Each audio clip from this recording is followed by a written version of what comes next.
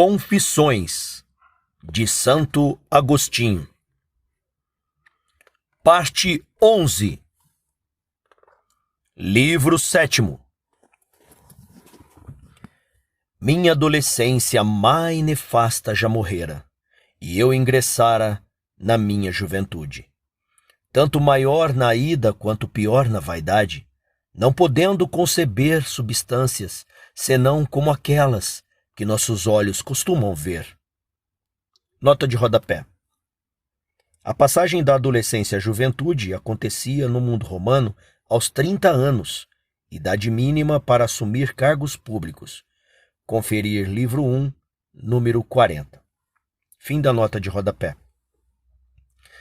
Não te concebia Deus na figura de um corpo humano, desde que começara a estudar um pouco de filosofia. Sempre o evitei e me alegrava de não encontrar isso na fé de nossa mãe espiritual, tua Igreja Católica. Mas não me ocorria outra maneira de te conceber. Contudo, tentava te conceber, eu, homem, e que homem, a ti, único e verdadeiro Deus. Estava convencido até a medula de que tu és incorruptível, inviolável e imutável, porque ainda que não soubesse por qual razão e de que maneira, via claramente e tinha por certo que o que pode ser corrompido é inferior ao que não pode, e o que não pode ser violado deve ser preferido, sem dúvida, ao que é violável. E o que não sofre mudança é melhor do que o que pode mudar. O meu coração reclamava violentamente contra todas essas imagens que criava, e assim tentava afastar a multidão de imundícias que revoava diante do olhar de minha mente. Mas, apenas removidas, eis que em um piscar de olhos, elas voltavam a se juntar, invadiam minha visão e a ofuscavam, de maneira que era obrigado a conceber, se não a forma de um corpo humano, todavia algo corporal que ocupasse extensões espaciais, infundido no mundo ou difundido por espaços infinitos, fora do mundo, ainda que, por ser incorruptível, inviolável e imutável, o colocasse acima do que é corruptível, violável e imutável. Com efeito, parecia-me que, se abolisse o espaço, haveria o nada absoluto, não o vazio que se obtém quando um corpo é retirado de um lugar e resta o lugar sem o corpo terroso, úmido, aéreo ou celeste. E, no entanto, há um lugar vazio, um nada espaçoso. Eu, assim de coração embotado, não tinha clareza nem sequer sobre mim mesmo. Qualquer coisa não se estendesse ou espalhasse por certo espaço, não se condenasse ou dilatasse, não fosse capaz de conter algo ou ser contida por algo, julgava que não fosse absolutamente nada. Como as formas entre as quais meus olhos costumavam vaguear, assim eram as imagens que vinham à minha mente. E não via que minha própria intenção, que dava forma àquelas imagens, não era semelhante a elas, e que, no entanto, não seria capaz de formá-las, se não fosse algo poderoso.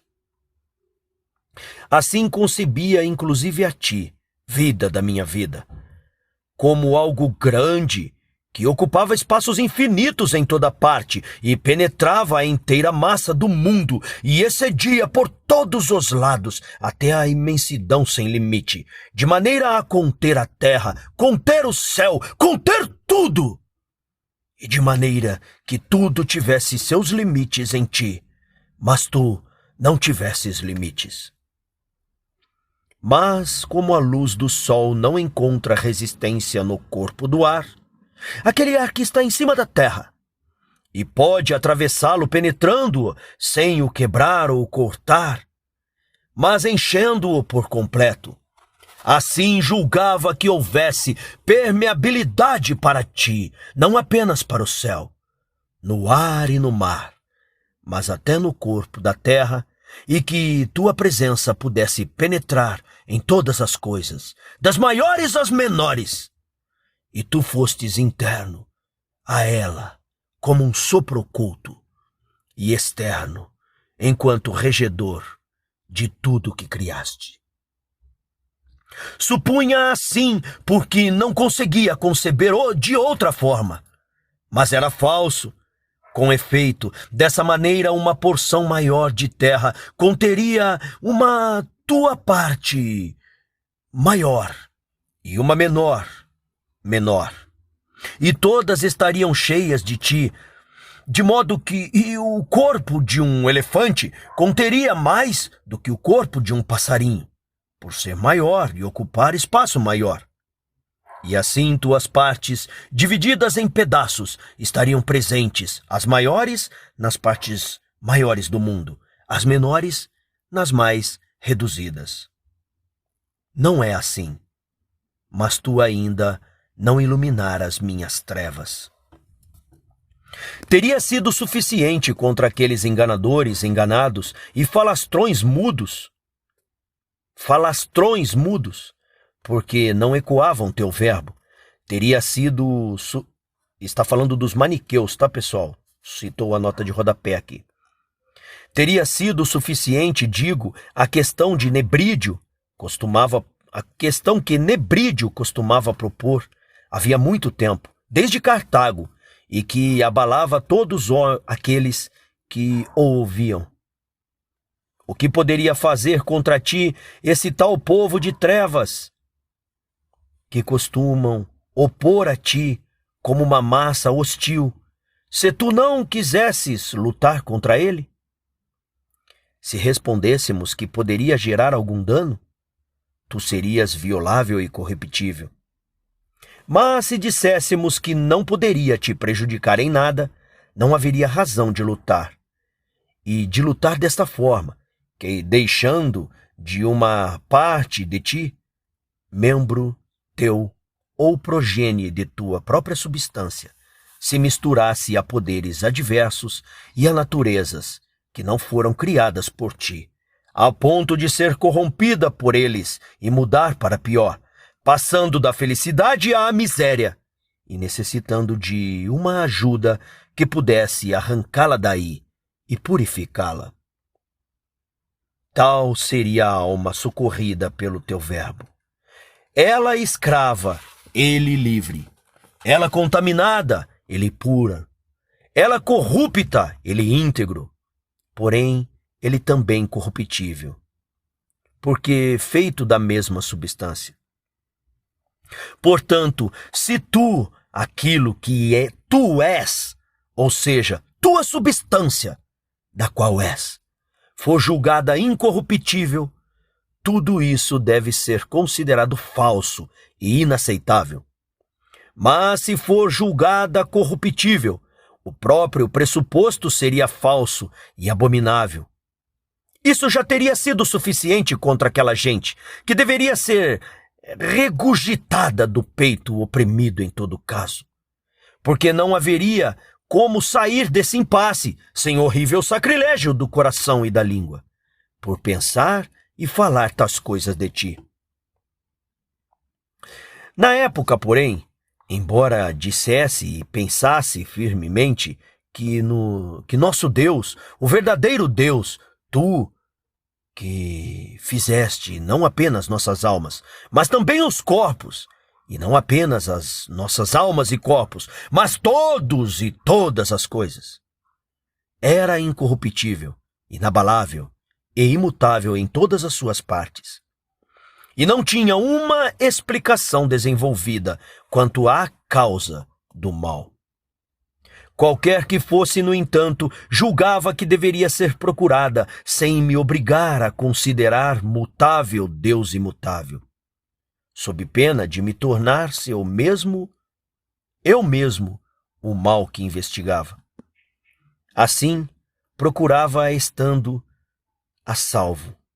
E tinha certeza de que não era verdade o que diziam aqueles que fugiam com toda a minha alma, pois preferirem pensar que tua substância pudesse sofrer o mal, em vez de reconhecer que a deles pudesse fazê-lo. E me esforçava para entender o que ouvia, que o livre-arbítrio da vontade fosse a causa pela qual fazemos o mal e recebemos teu justo castigo, mas não conseguia entender claramente.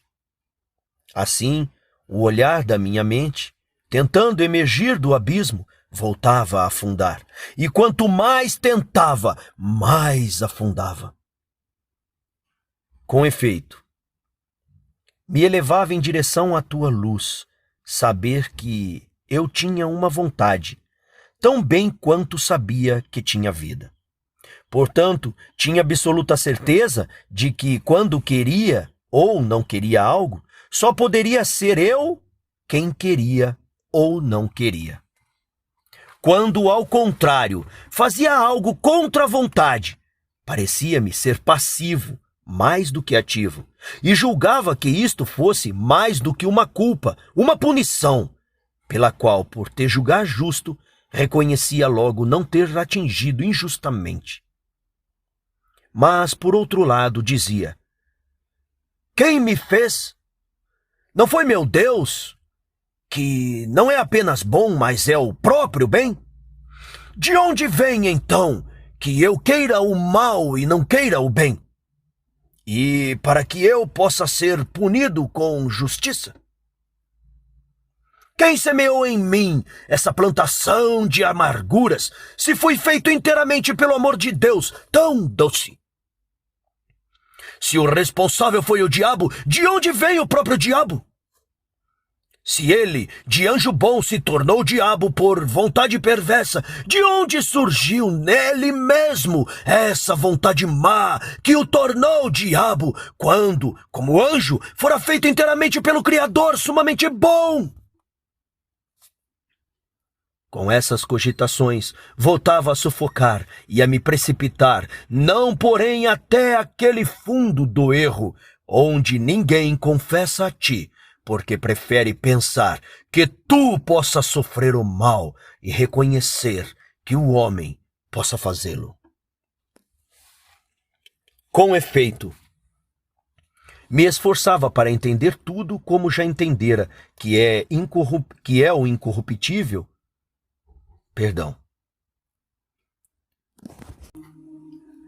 Com efeito, me esforçava para entender tudo como já entendera, que o incorruptível é melhor que o corruptível. E por isso confessavas que tu, fosses o que fosses, eras incorruptível. De fato, nenhuma alma poderia jamais cogitar algo que seja semelhante, que seja melhor que tu, que é supremo e ótimo bem. Sendo, porém, o incorruptível preferido ao corruptível, como eu já preferira, com absoluta verdade e certeza, se tu não fosses incorruptível, meu Deus, não seria possível alcançar com o pensamento algo que fosse melhor que tu.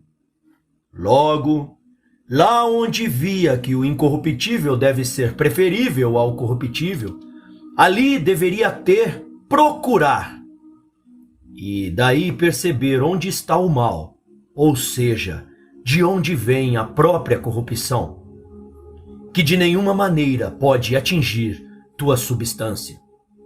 Com efeito, de nenhuma maneira absolutamente, a corrupção atinge nosso Deus, por nenhuma vontade, nenhuma necessidade, nenhum acidente imprevisto, porque Ele é Deus, e o que deseja para si é bom. Ele é o próprio bem. Mas corromper-se não é bom, tampouco serás obrigado a algo contra vontade, porque tua vontade não é maior que a tua potência. Seria maior se tu fosses maior do que tu mesmo. De fato, a vontade e potência de Deus são o próprio Deus.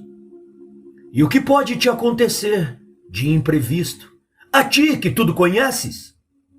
E não há natureza senão porque a conheces. Mas, para que explicar tanto, porque a substância que é Deus não é corruptível?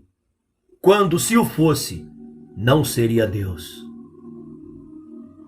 E procurava saber de onde vem o mal, e procurava o mal, e não via o mal, porque estava em minha própria busca, e colocava diante de meu espírito o universo das criaturas, tudo o que podemos discernir nele, como a terra, o mar, o ar, os astros, os seres animados mortais.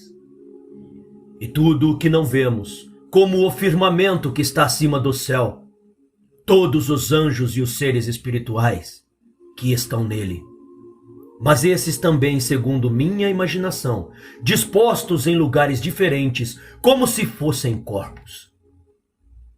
E fiz de tua criatura uma única grande massa, diferenciada segundo os gêneros de corpos, tanto aqueles que realmente são corpos, quanto aqueles que eu imaginava em algum lugar dos espíritos. E fiz grande, não quanto era, porque não podia sabê-lo, mas quanto quis, porém infinita por todos os lados. Quanto a ti, Deus, imaginei que a abrangesses e penetrasses, mas fosse infinito por todos os lados, como um mar que ocupasse todos os lugares da imensidão. Um único mar infinito, em que houvesse uma esponja grande, quanto se possa imaginar, porém infinita, e essa esponja fosse preenchida em toda parte pelo ar imenso. Assim julgava que a tua criatura finita fosse preenchida pelo infinito, e dizia: eis aqui, eis aquilo que Deus criou, como é bom e incomparavelmente melhor e mais poderoso. Contudo, sendo bom, criou coisas boas, e eis como abrange e preenche. De onde então vem o mal? E como chegou até aqui? Qual é sua raiz e qual sua semente? Ou ele simplesmente não existe? Por que tememos e evitamos o que não existe? No entanto, se o tememos inutilmente, por certo esse amor é um mal pelo qual o coração é pungido e atormentado em vão, um mal tanto mais grave quanto não há o que temer, e todavia tememos. Portanto, ou há mal que tememos, ou o mal é isto: temermos. De onde vem? Então, se um Deus que é bom fez todas as coisas boas, de onde vem o mal? Talvez de uma matéria má, a partir da qual as fez e deu a ela forma e ordem, mas deixou nela alguma coisa que não transformou em bem? Mas isso também. Por quê? Por acaso, mesmo sendo onipotente, não tinha o poder de convertê-la e transformá-la inteiramente de maneira que nada restasse do mal?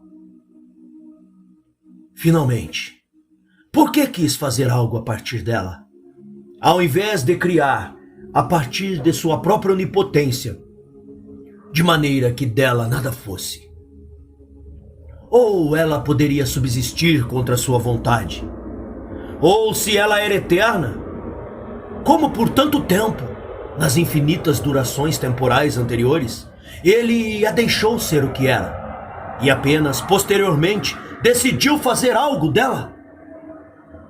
Ou então se decidiu agir rapidamente, porque, sendo onipotente, não fez que ela deixasse de ser, para sobrar apenas ele mesmo, um total, verdadeiro, supremo e infinito bem. Ou se não era bom que ele, sendo bom, não fabricasse ou fundasse algo bom, por que suprimida e reduzida a nada aquela matéria que era má, não estabeleceu ele mesmo, uma matéria boa, de onde criar todas as coisas? Com efeito, não seria onipotente se não pudesse criar algo bom sem a ajuda de uma matéria que ele não criou. Tais pensamentos se revolviam em meu pobre peito, oprimido pela preocupação terrível de morrer sem encontrar a verdade. Contudo, permanecia estável no meu coração a fé em teu Cristo, nosso Senhor e Salvador, segundo a Igreja Católica, ainda que permanecesse indefinida em muitos pontos e oscilasse para além da regra da doutrina. Mas minha mente não abandonava. Ao contrário, se impregnava dela, mais e mais, cada dia.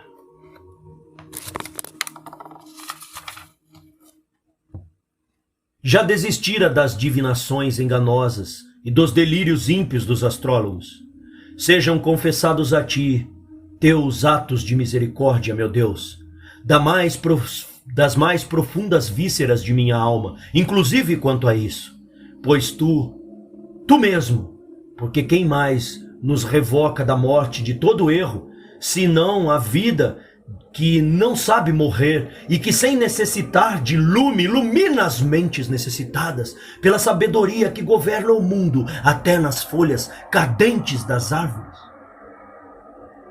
Tu providenciaste a minha obstinação, que resistira ao vindiciano, ancião perspicaz, e a Nebrídio, adolescente de alma admirável, aquele afirmando veemente este com alguma dúvida, mas contudo repetindo a miúde que a arte de prever os acontecimentos futuros não existe, mas que as conjecturas dos homens gozam às vezes do favor da sorte, e que quando muitas coisas são ditas, várias vão acontecer. Porque os que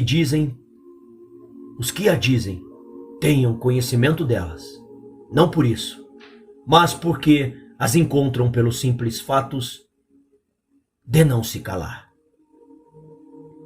Tu, enfim, me providenciaste um amigo que não deixava de consultar os astrólogos, embora não fosse muito experiente naqueles signos. Era, como disse, um amador curioso e com alguma noção daquela arte, que dizia ter aprendido com o pai, mas ignorava a importância que teria em derrubar meu apreço por ela. Enfim, esse homem chamado Firmino, de boa formação e fala cultivada, meu amigo caríssimo, me consultou a respeito de certos negócios seus que o enchiam de esperanças mundanas, perguntando-me o que via nas suas constelações, como se costumava chamá-las. Eu, porém, que sobre esse assunto já começava a ceder aos argumentos de Nebrídio, embora não me negasse a executar a divinação e relatar ao indeciso o que encontrava, o avisei que estava quase convencido de que aquilo era ridículo e inútil. Ele então me contou que seu pai era um grande estudioso daqueles livros e tinha um amigo que também, na mesma época, se dedicava muito a isso. Com igual empenho, eles atiçavam mutuamente a paixão de seus corações por aquelas bobagens, ao ponto de observar o momento do nascimento e anotar a posição do céu, até para os animais desprovidos de linguagem, que fossem paridos em suas propriedades, para acumular experiência naquela, assim chamada, arte. Disse então ter ouvido do pai que quando a mãe de Firmino estava grávida dele, uma escrava do amigo também engravidou. O fato não pôde passar despercebido por seu dono, que observava com diligência, mais minuciosa até os partos de suas cadelas. Aconteceu assim que, enquanto calculavam com atenção rigorosíssima os dias, as horas e as frações menores das horas, aquele da mulher, este da escrava, ambas pariram ao mesmo tempo, de maneira que foram obrigados a desenhar para os dois recém-nascidos as mesmas constelações, até nos mínimos detalhes. Aquele para o filho, o outro para o pequeno escravo. De fato, quando as mulheres começaram a parir, eles se comunicaram sobre o que estava acontecendo em suas casas e prepararam mensageiros a serem enviados mutuamente para que cada um fosse informado dos nascimentos, logo que acontecesse. Também tomaram providências para que cada um, em sua casa, recebessem imediata informação. E disse os mensageiros enviados por ambos se encontraram no caminho. E disse que os mensageiros enviados por ambos se encontraram no caminho, a uma distância tão exatamente igual entre as duas casas, que seria impossível registrar posições de astros ou partículas de tempos diferentes entre os dois. Firmino, no entanto, nascido entre as amplas posses de seu pai, percorria as ruas esbranquiçadas do século. Aumentava sua fortuna, subia nas honras, enquanto aquele escravo, seu dono, sem nunca ter aliviado seu jugo da sua condição, segundo afirmava o próprio Firmino, que o conhecia, servia. Nota de rodapé. Segundo Erasmo de Roterdã, citação na edição das Confissões de Pierre de Labrioli, essa expressão, esbranquiçadas do século, deriva do hábito de preencher com cal os interstícios entre as pedras que pavimentavam as ruas. Como isso era praticado só nos bairros mais abastados, estrada embranquiçada denotaria riqueza. Fim da nota de rodapé. Ouvindo essa história e acreditando nela, porque era ele quem narrava, toda a minha paciência, toda a minha resistência foi desfeita. E tentei dissuadir esse interesse vão, primeiramente o próprio Firmino. Argumentei que, para dizer a verdade, a partir das observações de suas constelações, deveriam enxergar nelas a primazia de seus pais em sua família, a nobreza da família em sua cidade, o nascimento livre, a educação refinada e a alta instrução. E se aquele escravo me consultasse sobre as mesmas constelações, porque eram as mesmas para ele, para predizer a verdade sobre ele também, deveria ver nelas, desta vez, a família de baixíssima extração, a condição servil e todo o resto, muito diferente e distante da primeira observação. Só assim poderia dizer coisas diferentes olhando para a mesma constelação e dizer a verdade. Porque se dissesse a mesma coisa, diria o falso.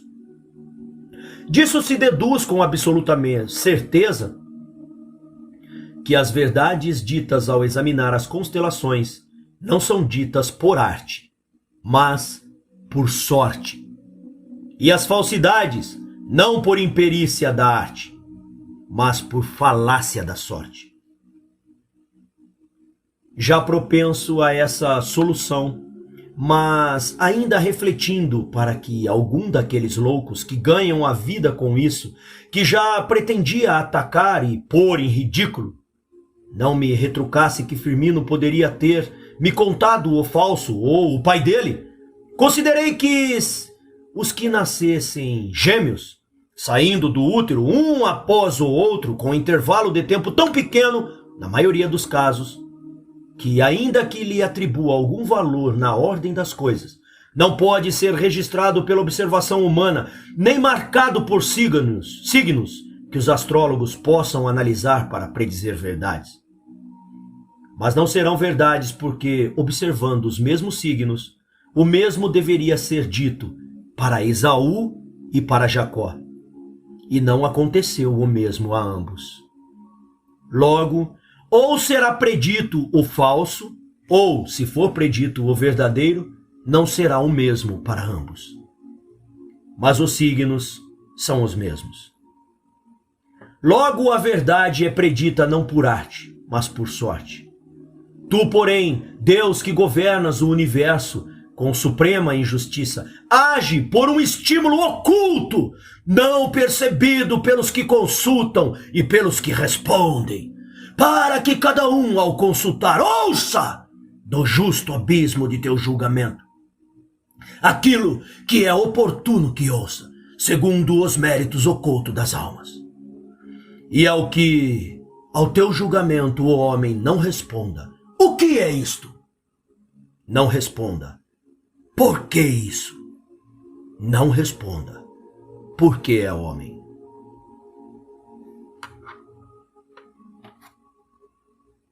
Continua no próximo capítulo.